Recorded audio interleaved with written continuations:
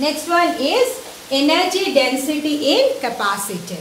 So energy density means energy per unit volume. So you see, you can write energy density by small u. So it will be big U by what is the volume of the plate of the capacitor, volume of the capacitor, cross sectional area multiplied by distance between the two plates. Now U is half CV square. Now you know what is the expression for C. It is epsilon naught A by D, because we have considered air is there, free space is there within the plate. And V, this is the potential difference, this is not volume. Potential difference you can write it as E into D. So you can write it as AD. So if you just simplify it, how much you are getting? Half, then epsilon naught A divided by D, and it is coming A into D, and here you are getting E square D square. So you see A cancel, D square, this 2D cancel. So you are getting epsilon naught E square divided by 2. So this is the expression for energy density of the capacitor. Alright. Again, in place of E, one can write sigma by epsilon naught. Alright, so if you write sigma by epsilon naught, then you see epsilon naught will get cancelled and it will come here. But I always prefer that you remember this formula for the energy density. Energy density is given by epsilon naught E square divided by 2. Next is force acting between the plates of a charged parallel plate capacitor. Understand it first physically without mathematical derivation. Suppose you have given plus Q charge here and there is a minus Q charge here. So these two plates, they are attracting each other. Why? Because one is plus, one is minus Q charge having. So if you want to maintain the two plates in their own position, then a force mass acts which will counterbalance the attractive force between them and maintain the distance of separation between them. Alright. Otherwise what will happen? If a force is not acting between the plates of the capacitor, only the electric charges are applying the force, then what should happen? The two plates, they should come closer, and one time will come, they will be joined together, but that is not happening. What is done? That this distance is maintained. So to keep the distance maintained, certain amount of force you have to apply. So what will be the work done to maintain that distance? It will be force multiplied by distance of separation between them. Alright. Again we know, just now we have done, energy stored in a capacitor is given by half CV square.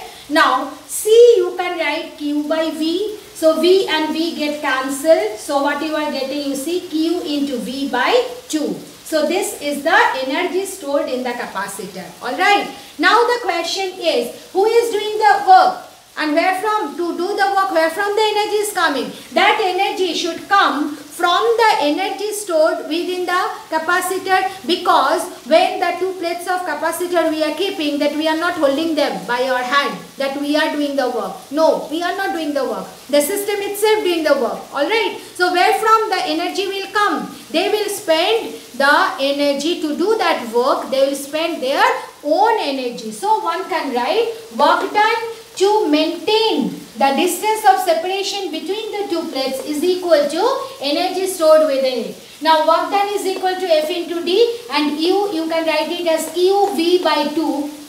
Again you know potential difference is E into D. So you see D and D get cancelled from both sides. So you can write force that is acting between the plates of a capacitor is Q into E by 2. So this is one expression you are supposed to learn for solving the numericals. Then other way you can write, as we have done for energy density also, that electric field developed within the plates of the capacitor, that we have got the expression in the Gauss's theorem chapter, E is equal to sigma by epsilon naught. So in place of E, you can write sigma by epsilon naught. Again, sigma is how much? Q by A, charge per unit area. So if you put in place of sigma q by A, what are you getting? Q square by 2 epsilon naught A. So this is the another expression for the force acting between the plates of a capacitor to maintain the distance between the plates. Alright. So these two formulae you must learn and remember. Generally this derivation do not come in exam, but there is no guarantee.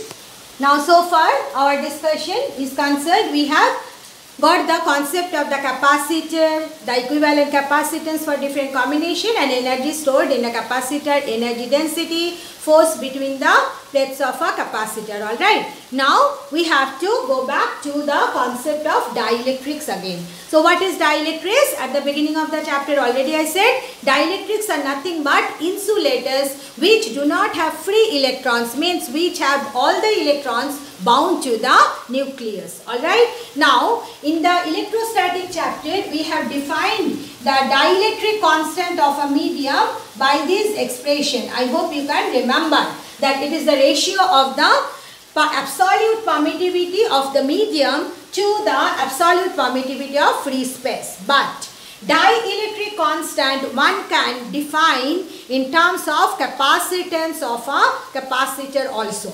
Now just now we have done that capacitance of a parallel plate capacitor, it is given by epsilon naught A by D.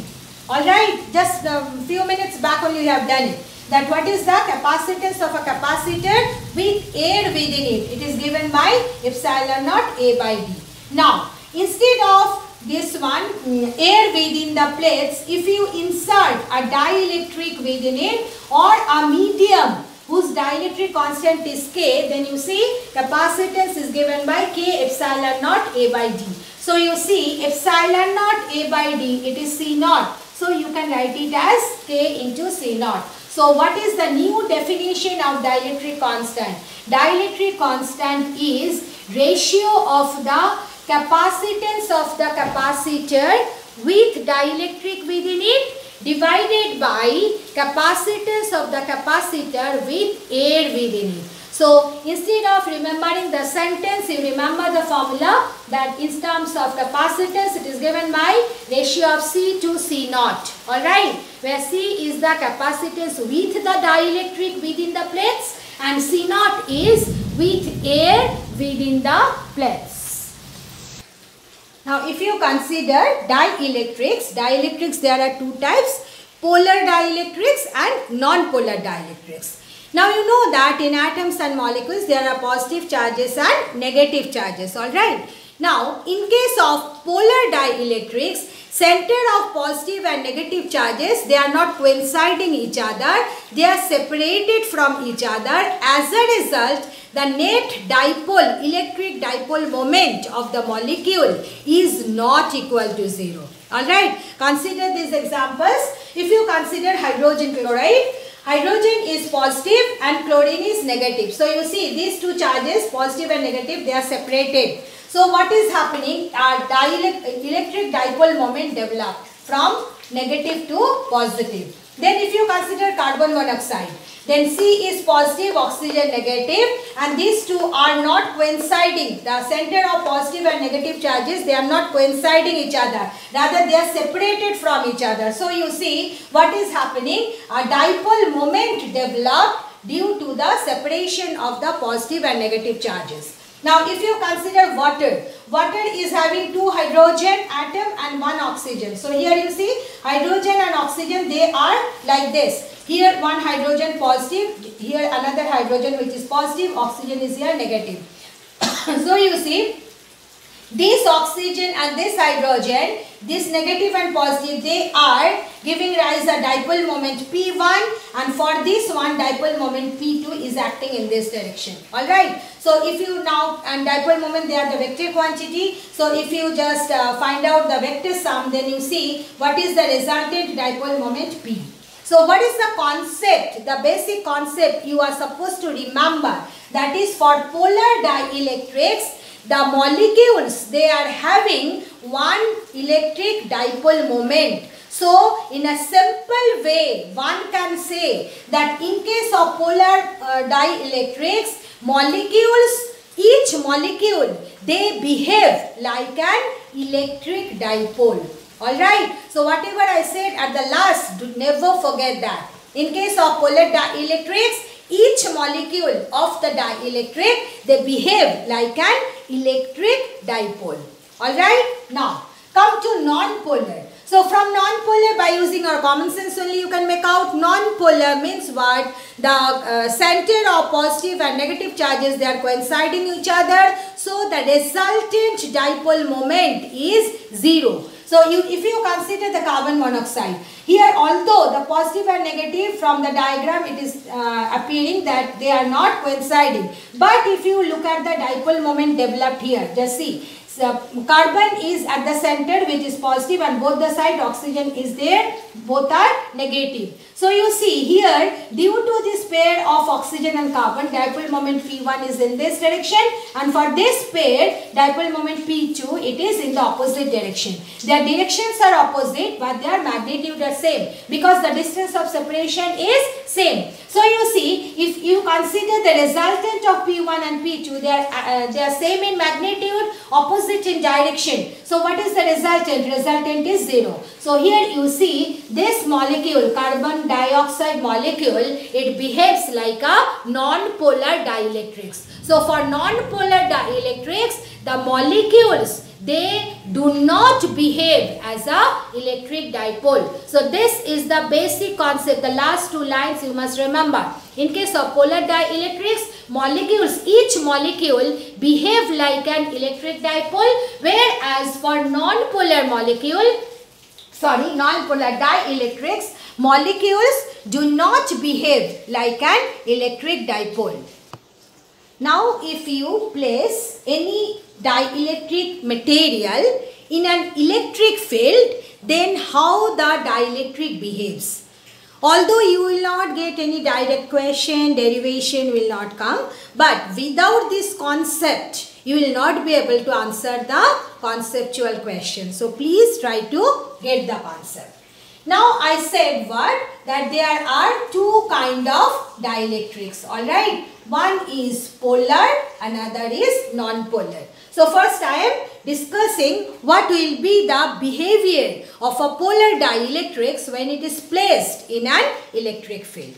Now first you have taken a polar dielectric. So as I said, the polar dielectric, inside there are molecules and each molecule behave like an electric dipole. So electric dipole or each molecule, we just represent it by a arrow. Alright, these arrows are actually what? They are the molecules, and these arrows indicate what is their direction of the dipole moment. So you see, when there is no external electric field, then what is happening? All the dipoles, they are oriented in random manner. How they are oriented? They are oriented in random manner. So as a result, what is happening? What is that? Net dipole moment. As they are oriented in random manner, the resultant dipole moment is 0. Alright. Now what you have done? You have applied one electric field. Alright. So you see, when you will apply the external electric field, then what will happen? All the dipole, they will set themselves along the direction of the electric field. Alright. So if now I consider the dielectric, then how the dipole they will arrange themselves like this. Here there is no vacuum. Okay, it will take lots of time to draw all the arrows, so I have not drawn. Okay, so remember, this is the way entire thing will be filled up. Clear? So you see, every dipole, every molecule, they will orient themselves along the direction of the external electric field. Now if you consider this here, instead of arrows, if I just draw the molecules, then you see the molecules are like this. This is negative, this is positive. So here again this is negative, this is positive, negative, positive, negative, positive. Like this, it will be negative, positive, then negative, positive. Means this is the way the molecules are oriented. Alright, at random I am just drawing it.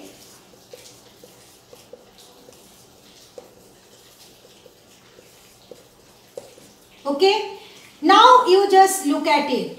If you consider this positive negative, they are cancelling their effect. This positive negative cancelling their effect. So if I consider all the charges present between this, then what is happening? This within this rectangle I have drawn, all the charges, they are cancelling their effect each other. So you see what is the result we have got. We have seen that negative charges induced on this surface of the dielectric and positive charges induced on this side of the dielectric. It is for polar dielectrics. Okay, so if you consider the polar dielectrics, if you place it an electric field, just remember intermediate one. If you cannot remember, no problem, but remember the ultimate result. What will be the result? That on the along the direction of the electric field, on that side positive charges will be induced on the surface of the dielectric, and to the opposite side negative charges will be induced on the surface of the dielectric. Here I have discussed the polar dielectric. Now instead of polar dielectric, if you take a non-polar dielectric, then what will happen? Non-polar dielectric, all the molecules, they are not behaving like a dipole, they are positive and negative charges are together. Alright? Means if I consider a molecule, it positive and negative charge, they are at the same place. Okay? So there is no dipole moment. Okay? Now, if you place it in an electric field, then what will happen? Positive charge, it will experience a force along the direction of the electric field, and negative charge, it will experience a force opposite to the direction of the electric field. Yes or not? So you see, before the application of the electric field, positive and negative charges were together. But the moment you will apply the electric field, then what will happen? Negative and positive charges, they will get separated. And not only that, they will, after getting separated, the dipole moment will develop and they will set themselves along the direction of the electric field as the polar dielectric has done. So you see, it does not matter that you have taken a polar dielectric or a non-polar dielectric. For both the cases, what will happen? The result will be the same. What is the result? That on the these charges, they are cancelling each other, alright, and on this surface negative charges are induced, and on this one positive charges will be induced. So what is the ultimate result? Remember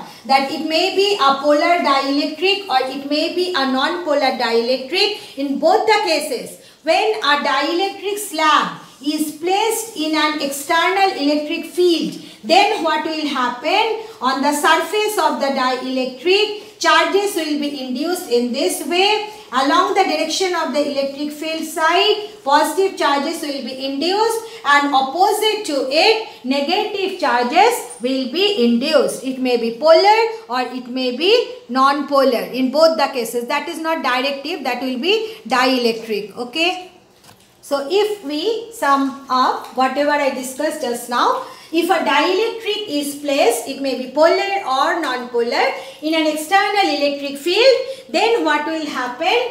Positive and negative charges will be induced, and as a result, an electric field will develop within the dielectric. Alright, a net dipole moment will develop within the dielectric. So this phenomena is known as electric polarization of matter. Alright, so what is electric polarization of matter? The phenomena due to which when a dielectric is placed in an external electric field, an electric field develops within the dielectric opposite to the external field, and a net dipole moment developed within the dielectric, that is known as electric polarization of the dielectric or electric polarization of matter.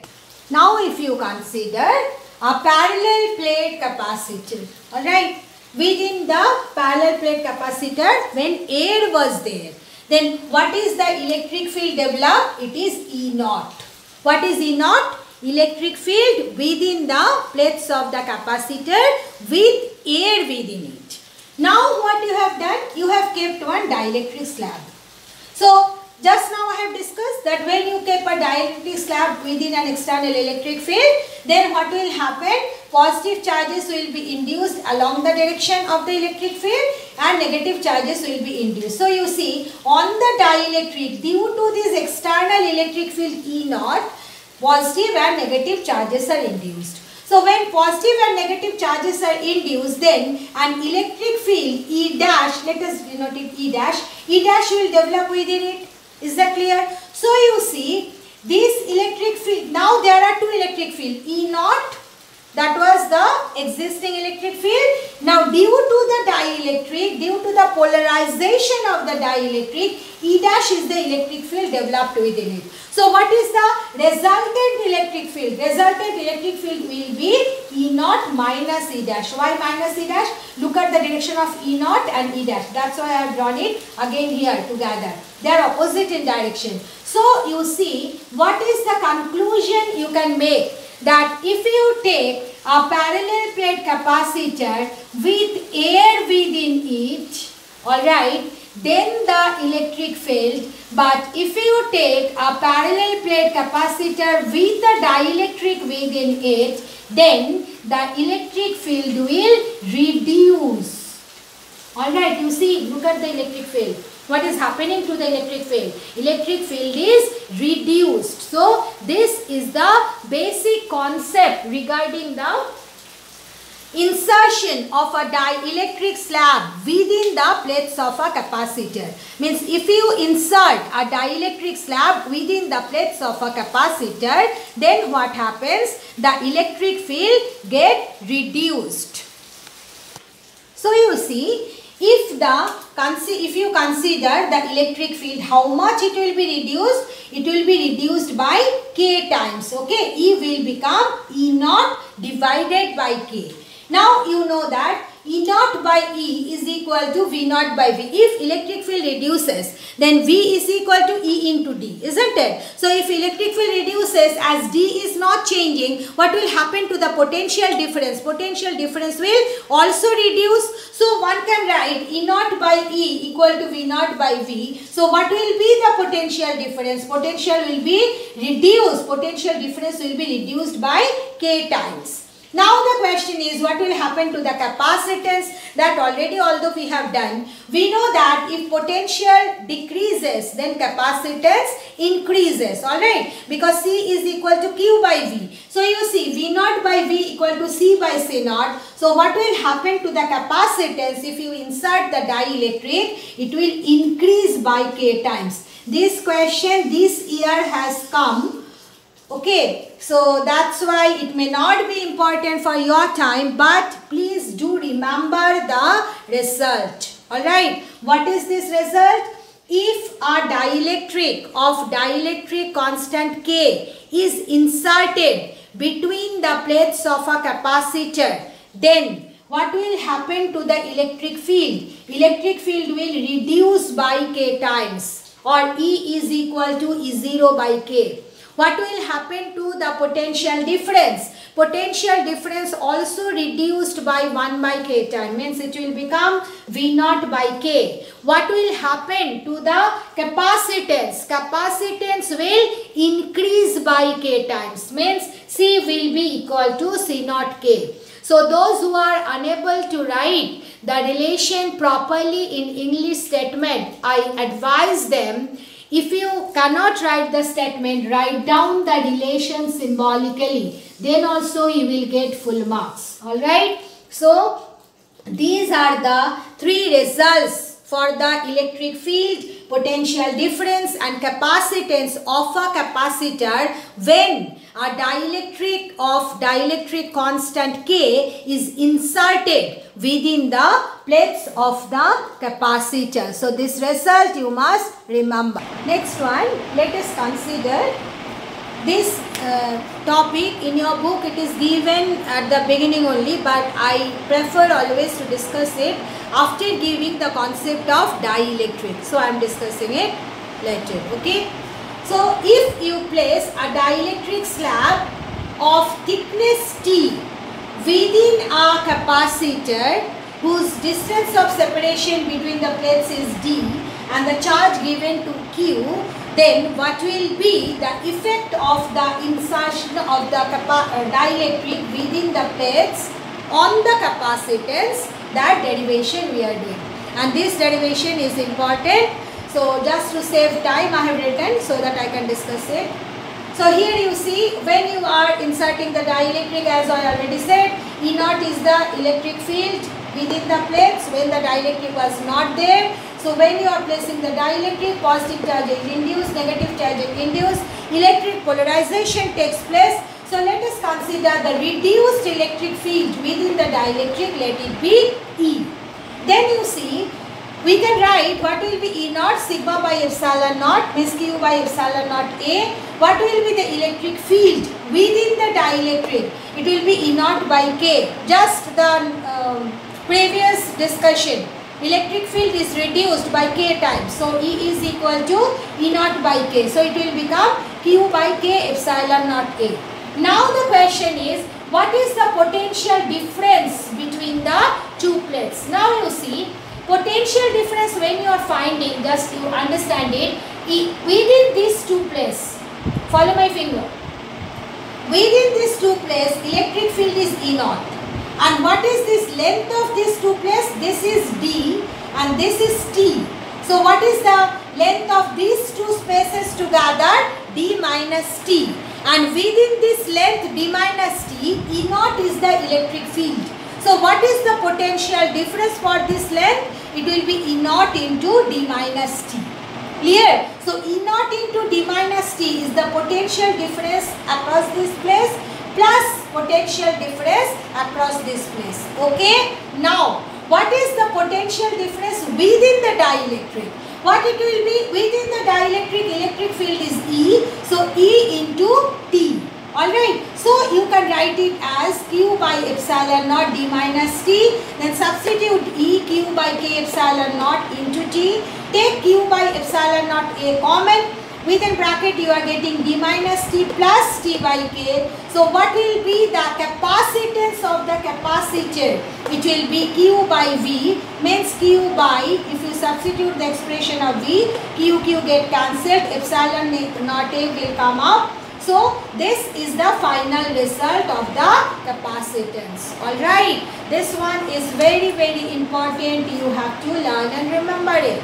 So this is the capacitance when we have inserted a dielectric whose thickness is less than the distance between the two plates. Alright, now suppose you have taken a dielectric in such a manner that it is just exactly, there is no place actually, exactly fitting the two plates. Means here you have made T and D equal.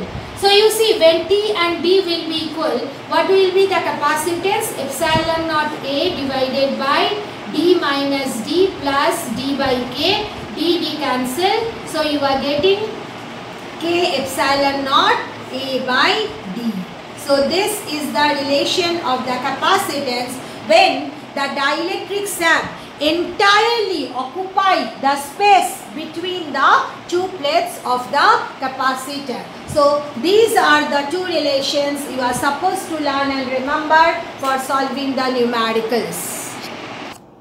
Now suppose you have taken a conductor instead of dielectric and you are placing it within the plates of the capacitor. Then what will happen? Very simple, we can utilize the same formula. This is the formula for a dielectric. Now, for a conductor, remember, for a conductor, what is the value of the dielectric constant? Infinity. So this is the thing you have to remember for multiple choice question also, and it is a very important concept in physics. For conductor, what is the value of the dielectric constant? For conductor, the value of the dielectric constant is infinity. So you see, if you substitute this formula here, how much you are getting, what you are getting for the expression of the capacitance? K is infinity, so it will become 0. So you are getting the capacitance as epsilon naught A D minus T.